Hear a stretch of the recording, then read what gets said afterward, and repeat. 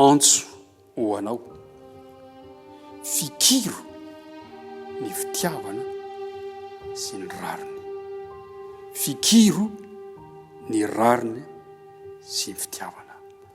Anasako anao mpitiavana zany amin'ity maraina ity.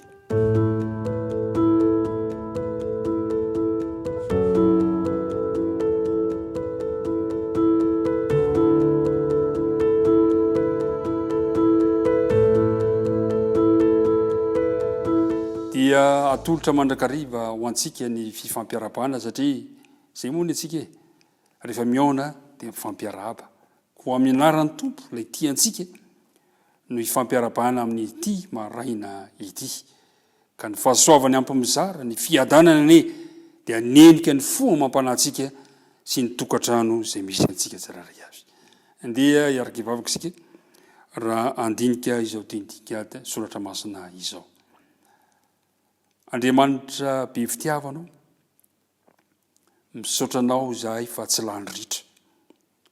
Mbola manana tombonandro fahavelomana, afaka miaona, izay tsy herinay zany natanjakay, fa noho ny fitantananao ny fiainana tsiraray avy. Misaotra Andriamanitra fa mbola menao fotoana ihany koa, mbola afaka miara-mianatra ny teninao. Ingene, tsy ho faty antoka ao anay izao fotoana izao, fa kosa hitondra soso fitahina ny amin'ny hoavinay. Dia ny fanena masina no anenika ny fonay hitarika izao fotoana izao. Anaran'i Jesosy, amen. Fikiro ny fitiavana sy ny rariny.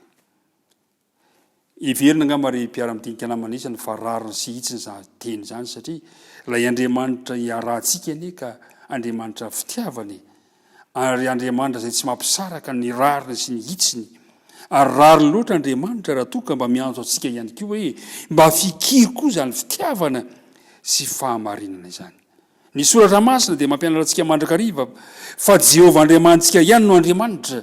Ary Andriamanitra mahatoky izy mitandrina ny fanekena sy ny famindrampo an'izay rehetra ty azy. Ry mpiara-mianatra namana ihany koa. Ny fahafatesan'i Jesosy ty amin'ny hazo fijaliana, ny fanehoana, ny faratampony, zany fitiavana sy ny fahatsaran'Andriamanitra izany. Ny mpanao salamo aza moa dia milaza hoe fahatsara Jehovah mandrakizay ny famindram-pony ary miatra amin'ny taranaka mandimby ny fahamarinana. Azo itokina Andriamanitra. Azonao fikirina Andriamanitra. Raha ny marina zany, raha fitina izay voalaza toy izay, dia omeny zava-tsoa ny tsirairay avy. Na iza na izy, eny fa na dia atao hoe ny fahavali ny aza, dia tsy diso amin'izany zava-tsoa men'Andriamanitra izany. Ndeha hosokavantsika ny filazantsara Matio toko 5.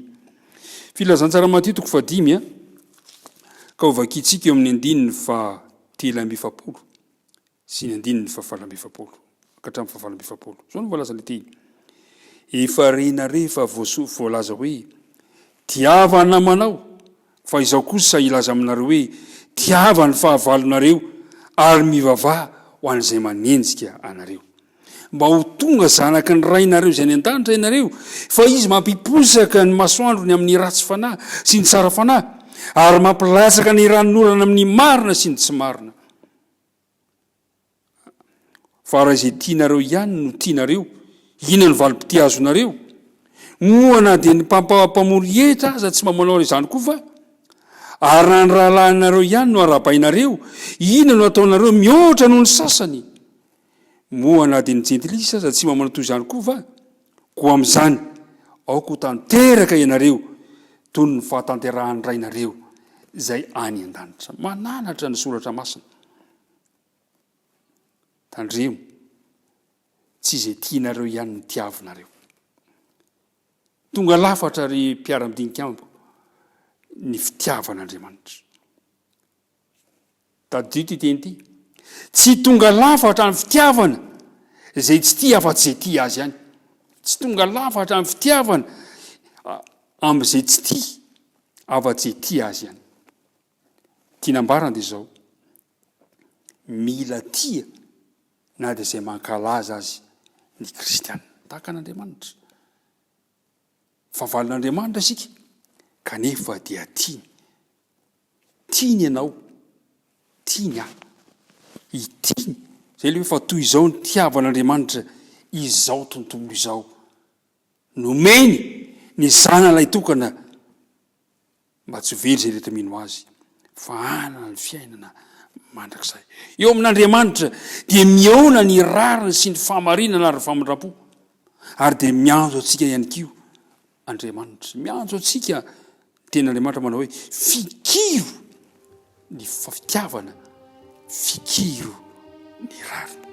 Andriamanitra hanampy anao, tsy moramora zany re mpiara-mitinika amiko, tsy moramora zany hoe mitiny fahavalo zany mandrakariva ny mamaly fatin'ny fahavalo no maingana antsika amintsika olombelona, fa androany kosa satria ianao nanapa-kevitra hiaraka amin'Andriamanitra fitiavana dia antsony ianao itia na dia ny fahavalonao azy, tia na dia izay rehetra mankahalanao azy, tsy ny rahalahinao ihany no arabainao fa arabainao hatramin'ny fahavalo azy. Tsy moramora zany fa noho ny fahasoavan'Andriamanitra dia ho vitanao izany. Zao no voalaza ny mpaminany Isaia amaranantsika azy ka ny 1:voalohany. Hoy ny mpaminany Isaia, fanapa-kevitra: Jehovah Andriamanitra ianao, anandratra anao sy idera ny anaranao aho, fa efa nanao zava-mahagaga loatra ianao, dia zavatra efa voakasatra amin'ny ela, sady mahatoky no marina indrindra. Ombanao any Andriamanitra, ka le Andriamanitra izay efa nanao zava-mahagaga teo amin'ny fiainanao dia hanampy anao mba hifikitra amin'ny fitiavana sy ny rariny. Dia ho hita eo amin'ny fiainanao izany mba manova fanandramana ny amin'izany fitiavana sy ny rariny izany. Ndeha hiaraka hivavaka isika tsiraray avy.